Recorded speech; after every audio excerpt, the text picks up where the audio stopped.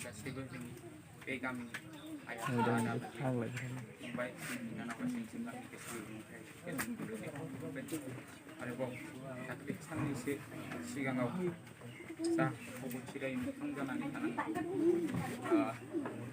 फाव फान्दायनायनि थाखाय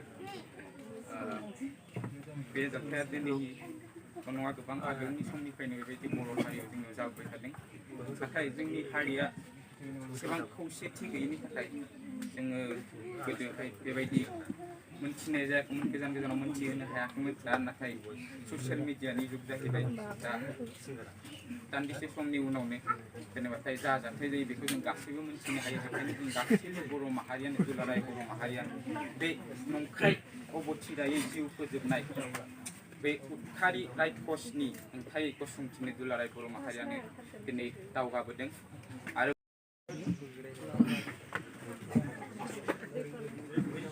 आंबो सासे बर' सेंग्रा हिसाबै दिनै जोबोद दुखु नांदों। जि जाथाया जानानै थांबाय बेखौ लानानै जोंनि बर' रायजोफ्रानो गोबां दुखुआव दङ। दिनै जा जाथाया जानो नाङामोन जोंनि गेजेराव दिनै बे जाथाया जानानै थांबाय। आरो बेयो जोंनि हारिनि थाखाय बेयो मोनसे फिसा जेन जाथाय नङा, बेयो जोंनि हारिनि थाखाय गोबां मोनसे गिदिर जाथाय। बेफोर जाथायफ्रा गोदोनिफ्रायनो जाबोगासिनोमोन, जेरै जों बेफोरनि सायाव जेबो एक्सन लानो हायाखैमोन। नाथाय जोङो दिनै फावसायनानै थानो मोननाय नङा जेन जोंनि हारिया बेफोरबायदिनो फावसाय थानानै गुबुन हारिफोरजों दिनै गादब जादों। गोदोनिफ्रायनो गादब जाबोगासिनो बेफोरबायदिनो। नाथाय जों दिनै उन फासयनानै थानो नाङा। जों बयबो आगान सुरनांगोन।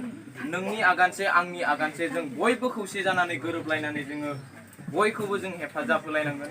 दिनै जोङो बेनि न'खरावसो जादों बा बेनि न'खरावसो जादों जों बेफोरबायदि सानलायनो नाङा। बयबो जों खौसे जानानै जा जाथाय जालांबाय गोरोन्थियावनो जालांबाय आरो दाय नङाबाबो दाय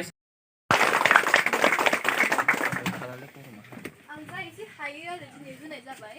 फार्स्ट आंनाबो दा इउटुबनिफ्राय माने बाराबो मोनसे इनकाम बेफोरबायदि मोनथ'वाखै नालाय आंनि मामि बाबाया आंखौ माने इन्सपायार खालामदों। आंनि मामि बाबायानो आंखौ बिदि माने मोजां समाजनि थाखाय खामानि मावनो थिननो थाखाय आं दिनै बेयाव फैनाय जाबाय आरो नोंथांमोननि गेजेराव नुजाफैनाय जाबाय।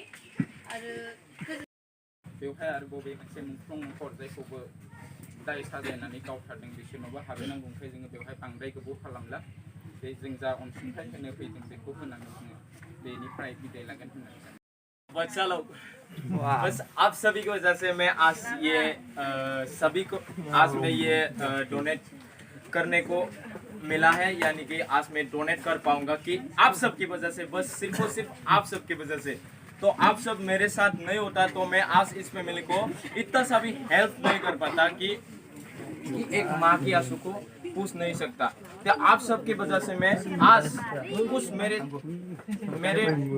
मन से या आप सब हम सब मिल के ये छोटा सा अमाउंट में डोनेट करने वालों को डोनेट करने वाला है। मेरी मम्मी जैसे लगता है और मेरे पापा जैसे लगता है। मैं उन दोनों को ये छोटा सा बी बॉयज फैमिली की तरफ से डोनेट करने वाला है।